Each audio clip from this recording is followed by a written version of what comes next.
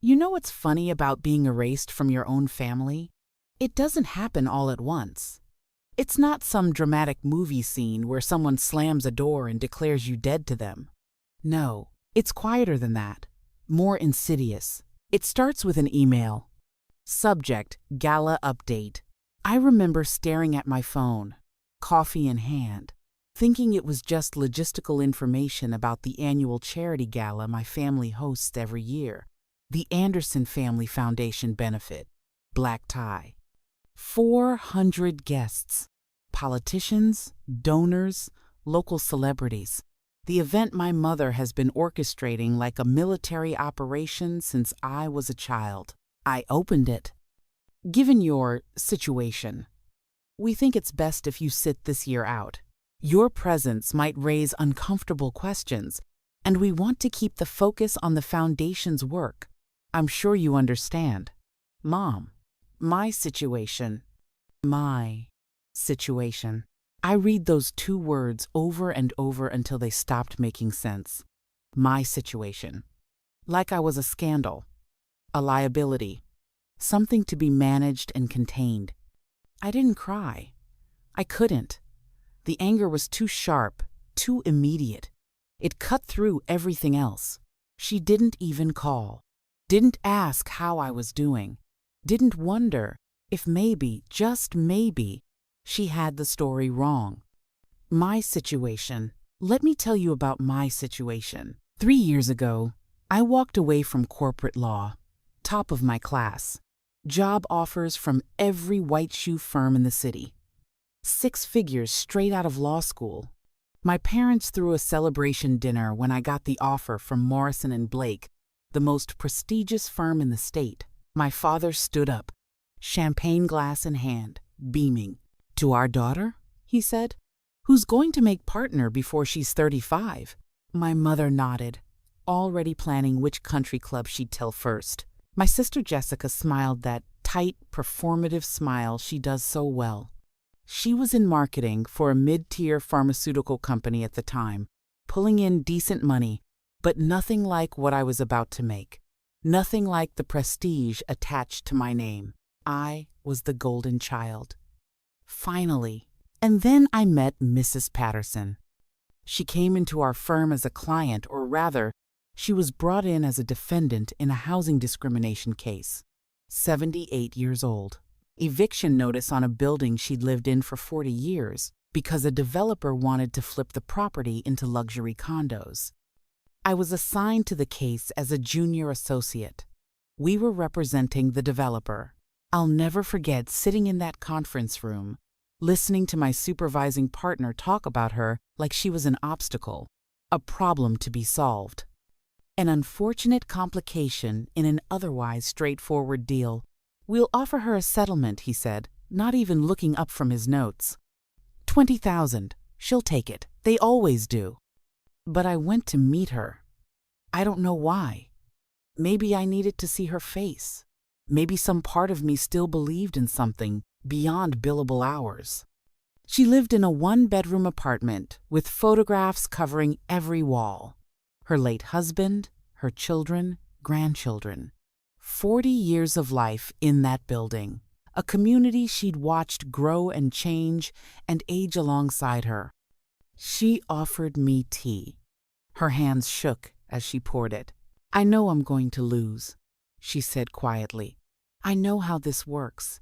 I just wanted someone to know that this was my home, that I wasn't just in the way." I went back to the office and I looked at the case, really looked at it, and I found things. Building code violations the developer had ignored, harassment complaints from other tenants, a pattern of targeted displacement that hadn't been disclosed. I brought it to my supervising partner. He looked at me like I'd lost my mind. "We represent the developer, Anderson, not the tenant. But this is not your concern. Drop it. Finalize the settlement offer.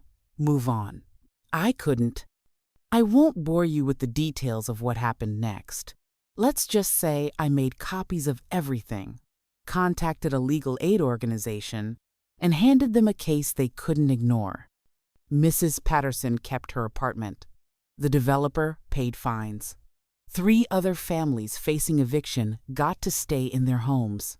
And I was fired within a week. My father didn't yell when I told him. That would have been easier, somehow. Yelling I could fight against. Instead, he just looked at me. Disappointment etched into every line of his face. You threw away your entire future for one old woman? Not even her name. Just one old woman. My mother's reaction was worse. She didn't speak to me for 3 days. When she finally did, her voice was ice. Do you have any idea what this looks like? Everyone knows. The firm called your father. They wanted to give us a courtesy heads up before the story spread. What story? I asked. That I did the right thing? She laughed. Actually laughed. The right thing doesn't pay your student loans, sweetheart. The right thing doesn't build a career. Jessica, of course, was supportive. To my face. I'm sure you'll figure something out, she said, hand on my shoulder, voice dripping with saccharine sympathy. Maybe legal aid? I hear they're always looking for people. Translation. You've ruined your life, and I'm so glad it wasn't me. Here's what they didn't know, what they never bothered to ask. After I was fired, I got a call from someone who'd heard about what I did. Margaret Chen, civil rights attorney. Legendary. The kind of lawyer whose cases end up in textbooks. I need someone on my team, she said. Who gives a damn about more than their billable hours? I started working in public interest law, tenant rights, employment discrimination, civil rights violations, cases that mattered, cases that changed lives. And yeah, the salary was a fraction of what I would have made at Morrison and Blake. My apartment was smaller, my car was older. I didn't summer in the Hamptons or winter in Aspen, but I was good, really good. Within a year, I was lead counsel on a class action lawsuit against one of the largest property management companies in the state. We won. 8-figure settlement. Protections for thousands of tenants. The governor cited our case when signing new housing protection legislation. I was invited to speak at law schools, at conferences, at legislative sessions, and then, 18 months ago, I was appointed to the board of TechBridge Solutions. You know, the TechBridge, the company that just went public last year. The one that's revolutionizing accessible technology for people with disabilities. Billion-dollar valuation. Featured in every major tech publication. I'm on the board. Not as some token diversity hire. As someone who understands regulatory compliance, civil rights law, and ethical business practices in a way that protects both the company and the communities it serves. My stock options alone are worth more than my parents' house. But did they know any of this? Did they ask? No, because in their minds, I was still the disappointment. The daughter who threw her life away. The embarrassment who chose a dying woman's apartment over a corner office. My mother didn't attend my swearing in for the bar's pro bono service award. Scheduling conflict, she said. My father didn't come to the ceremony when our team won the State Justice Foundation's Impact Award. Work trip, he explained. Jessica sent a text. Congrats on the award thing. The award thing. 3 years of work. Hundreds of families helped. Legislative change. The award thing. But Jessica's engagement party? That required a whole weekend at their country club. Her promotion to senior marketing director? Champagne dinner for 20. I showed up, smiled, played the role. Because that's what you do, right? You show up for family, even when they've made it abundantly clear that you're the defective model, the broken toy they wish they could return. And then came the phone call that changed everything. 6 weeks ago, middle of a workday, my assistant transferred a call from an unknown number. Is this Sarah Anderson? Speaking. This is Congressman Michael Rhodes' office. The congressman wanted to personally invite you to be a featured guest at the Anderson Family Foundation benefit next month. I almost laughed. I'm sorry. There must be some mistake. That's my family's event, and I... Oh, we're aware. The congressman specifically requested your presence. He wants to recognize your work on the Riverside housing case during his remarks. He considers you one of the most impactful civil rights attorneys in the state. I was silent for so long she probably thought I'd hung up. Miss Anderson? I'll be there, I heard myself say. I didn't tell my family. Didn't call my mother to ask permission. Didn't give anyone a heads up.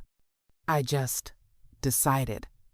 For the first time in 3 years, I decided I had every right to be in that room, not because they wanted me there, but because I'd earned it.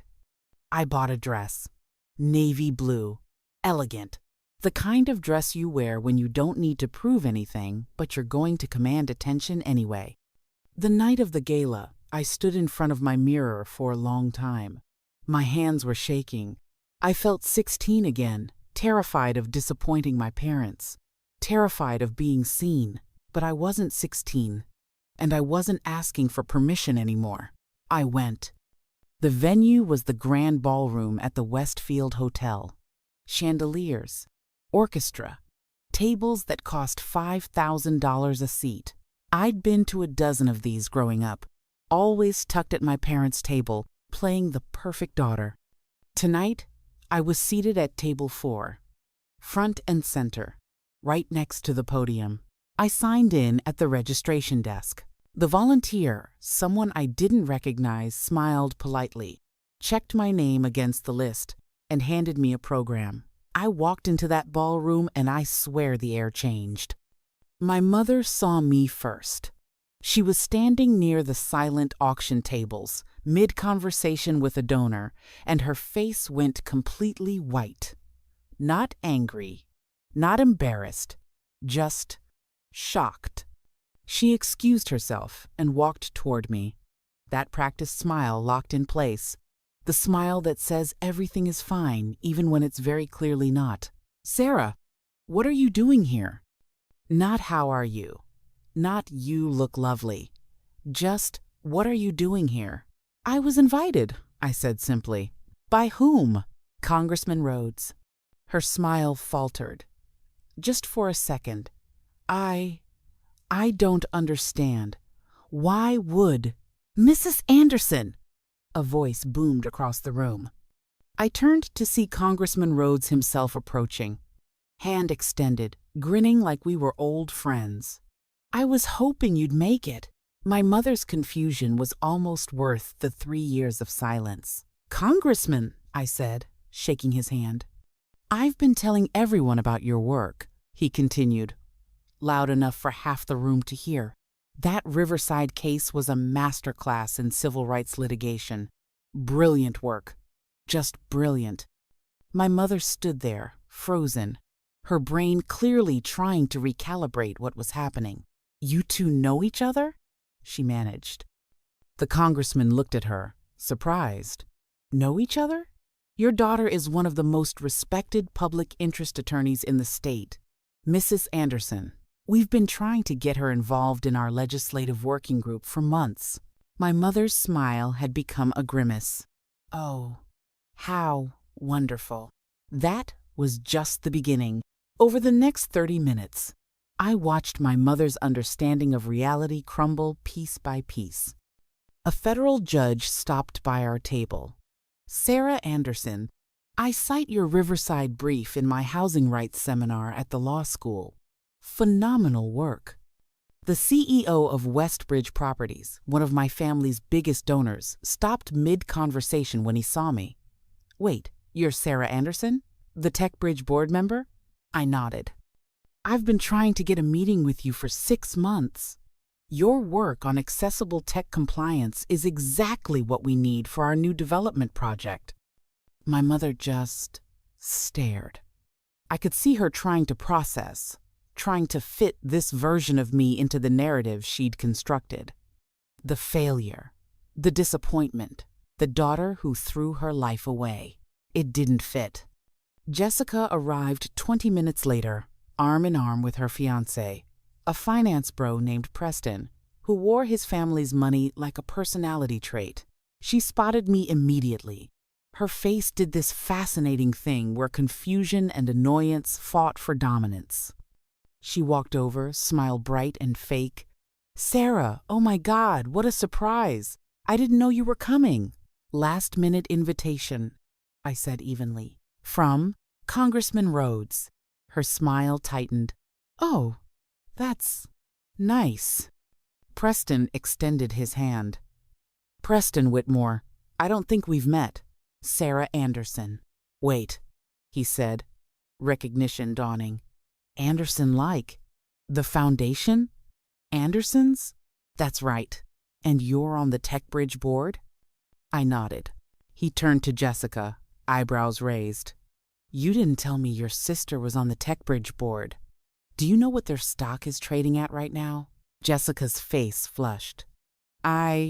We don't really talk about work." Translation: I had no idea because I never asked. Dinner was served. I sat at my table, surrounded by people who actually knew who I was, what I did, what I'd accomplished, while my family sat 3 tables back, watching. I could feel my mother's eyes on me, calculating, re-evaluating, probably wondering how to spin this, how to make it fit the narrative where she's the devoted mother who always believed in me. The speeches started after the main course. My father went first, as president of the foundation. He talked about charitable giving, about making a difference, about the importance of community service. The irony was almost painful. Then Congressman Rhodes took the podium. "Tonight," he said, "I want to take a moment to recognize someone whose work embodies everything this foundation claims to stand for. Someone who has dedicated her career not to profit, but to justice. Not to prestige, but to impact." My heart started pounding. 3 years ago, Sarah Anderson walked away from a 6-figure job at one of the most prestigious law firms in this state because she wouldn't participate in the displacement of vulnerable families. The room was silent. Since then, she's been lead counsel on cases that have protected thousands of tenants from predatory landlords. She's influenced state legislation.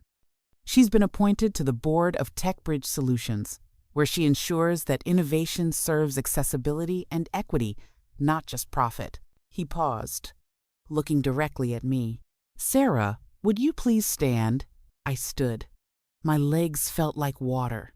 The room erupted in applause. I looked at my mother. Her hands were frozen mid-clap, her face a mask of shock and something else. Something that looked almost like shame. Jessica wasn't clapping at all. She was just staring. My father was clapping, but his eyes were on my mother, and I could see the conversation they were having without words. "Did you know about this? How could I have known? Why didn't we know?" After the speeches, I couldn't move 5 feet without someone stopping me. Donors, attorneys, activists, people who knew my work, people who respected what I'd built. And my family. My family stood on the sidelines, watching their narrative collapse in real time. My mother finally approached me near the end of the night. She'd been working up the courage for an hour, I could tell. "Sarah, She stopped, searching for words. "I didn't know about any of this. The board position, the cases, You didn't ask," I said quietly. "You never told us. Would you have listened?" She flinched. "You sent me an email," I continued, my voice steady despite the anger burning in my chest. "An email telling me not to come to this event because of my situation. You didn't call. You didn't visit. You just decided I was an embarrassment and erased me. That's not we thought you were struggling. You thought I'd failed. You thought I'd thrown my life away.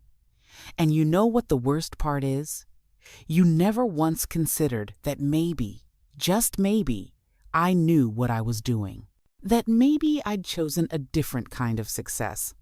one that actually mattered. Her eyes filled with tears. Real ones, I think. "I'm sorry," she whispered, "but I wasn't ready for sorry.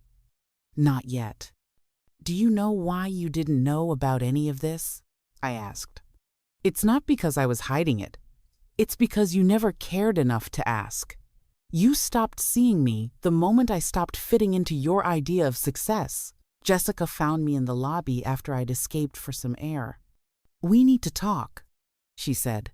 "Do we?" "Don't be like that. I'm your sister." I turned to face her. "Really?" "Because for the last 3 years, you've treated me like a cautionary tale, a warning label, the example of what not to do." "That's not fair. Isn't it every family dinner, every holiday?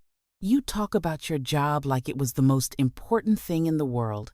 You'd ask mom and dad for advice, network with their friends, build your career on their connections.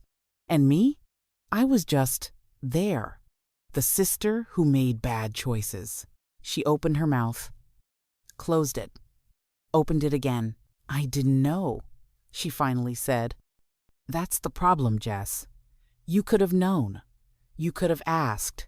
You could have given a damn about what I was doing. But you didn't, because it was easier to believe I'd failed. It made you feel better about yourself." "That's not," she stopped. And for the first time, maybe ever, I saw actual honesty in her eyes. Okay, maybe. Maybe there was a part of me that was relieved. "When you left Morrison and Blake, because you were always the smart one, the accomplished one. And when you walked away from that, I finally got to be the successful daughter." At least she was being honest. "Do you know what it's like," I said, "to watch your own family celebrate your perceived failure? Do you have any idea how much that hurt?" "I'm sorry. Are you? Or are you just sorry that you were wrong about me?" She didn't answer. My father found me last.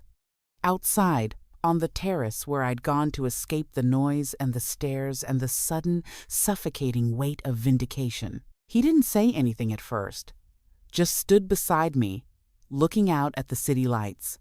"I owe you an apology," he finally said. "Yeah, you do. When you left Morrison and Blake, I thought you were throwing your life away, everything we'd worked for. Everything we'd sacrificed to give you the best education, the best opportunities. And you just walked away." "I walked towards something," I corrected. "Something that mattered." "I see that now." "Do you? Or do you just see the title and the board position and the stock options? Because those aren't why I did this, Dad. I didn't choose this path so I could prove you wrong someday.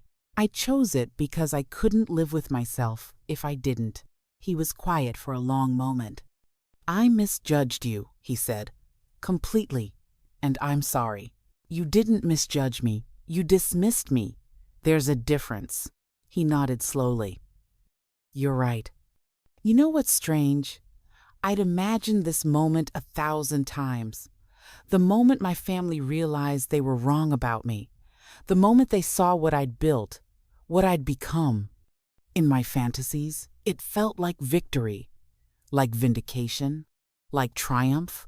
But standing there that night, surrounded by the wreckage of their assumptions and my own bitter satisfaction, I just felt tired of being underestimated, tired of proving myself, tired of carrying the weight of their disappointment even after I'd earned their respect. Because here's the thing they don't tell you about validation. It doesn't erase the damage. It doesn't rewind time and give you back those 3 years of silence and dismissal and casual cruelty. It just shows you, very clearly, what you already knew. That you were right, and they were wrong. And you did it anyway. 3 weeks after the gala, I got another email from my mother. Subject: lunch? "Sarah, I'd love to take you to lunch. Catch up. Hear about your work. I realize I have a lot to learn about what you've been doing. Would this Thursday work?" Mom. I stared at that email for a long time. Part of me wanted to delete it, wanted to let them sit in the discomfort of their own ignorance a little longer. But another part of me, the part that still remembered being their daughter before I became their disappointment, wanted to say yes. I wrote back, "Thursday works. But Mom, this doesn't fix everything." Her response came within minutes. "I know, but I'd like to try." We met at a small bistro downtown, neutral territory, somewhere that wasn't loaded with family history or expectations. She was already there when I arrived, sitting at a corner table, nervous in a way I'd never seen her. "Thank you for coming," she said as I sat down. I almost didn't. "I wouldn't have blamed you," we ordered. Made small talk about the weather, about traffic, about everything except the elephant sitting between us. Finally, she put down her menu and looked at me. "I don't know how to fix this," she said quietly. "I don't know how to take back 3 years of not seeing you, not listening, not caring enough to ask." "You can't," I said simply. "You can't take it back. It happened." "I know," her voice cracked slightly, "but I want to do better. I want to actually know my daughter. Not the version of you I invented in my head. The real you." "Why now?" I asked. "Because a congressman praised me? Because important people know my name? Would you be here if I was still just a struggling legal aid attorney with nothing to show for it but a studio apartment and student debt?" She was quiet for a long time. "I don't know," she finally admitted. "And that makes me ashamed." At least she was being honest.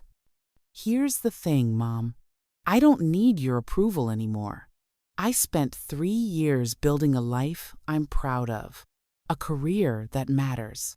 I did that without you, without any of you. I know. But I would like someday to have a relationship with you that isn't built on disappointment or conditions or whether I fit into your definition of success." She nodded, tears spilling over. "I'd like that too." It's been 6 months since that night. 6 months since my family's carefully constructed narrative about me shattered in a hotel ballroom in front of 400 people. Things are better. Slowly, carefully, like replanting a garden after a fire. My mother asks about my work now, actually asks, listens to the answers. She came to my last speaking engagement, sat in the back, didn't make a fuss, but she was there. My father sent me an article about a case I'm working on with a note. "Proud of you." Should have said that 3 years ago. Jessica and I meet for coffee sometimes. It's awkward. There's still resentment on both sides. Still things we don't talk about. But we're trying. And me? Last month, I got a call from the governor's office. They're appointing a new Superior Court judge next year. They wanted to know if I'd be interested in being considered. A judgeship. The kind of career milestone that would have made my family explode with pride back when I was at Morrison and Blake. I told them I'd think about it. Because here's what I've learned. Success isn't about proving people wrong. It's not about the moment they finally see you. It's not even about the validation, as sweet as that can be. Success is about building a life you believe in. A life that reflects your values, your principles, your definition of what matters. I did that. I walked away from everything my family wanted for me, and I built something better, something real. Did I want them to see it? Yeah, of course I did. I'm human. Did I need them to see it? No, not anymore. The night of that gala didn't change who I am. It just revealed who I'd already become. And that's the real victory. Oh, and there's one more thing, a detail I haven't mentioned yet. Remember Mrs. Patterson, the 78-year-old woman whose case started all of this? The reason I walked away from Morrison and Blake and into a career my family couldn't understand? She's still in her apartment, still living in that building with 40 years of memories on the walls. She sends me a Christmas card every year. Handwritten, always the same message. Thank you for seeing me. Ruth. That card sits on my desk, right next to my TechBridge board member plaque and the photo from the Justice Foundation Awards ceremony. Because at the end of the day, that's the measure of success that actually matters. Not the title, not the recognition, not the moment your family finally understands, but the fact that Ruth Patterson is still home. That's what I chose. That's what I'd choose again. And if my family can understand that, really understand it, then maybe we have a chance. But if they can't, I'll be okay. Because I already know my worth. And I don't need their permission to claim it. Not anymore.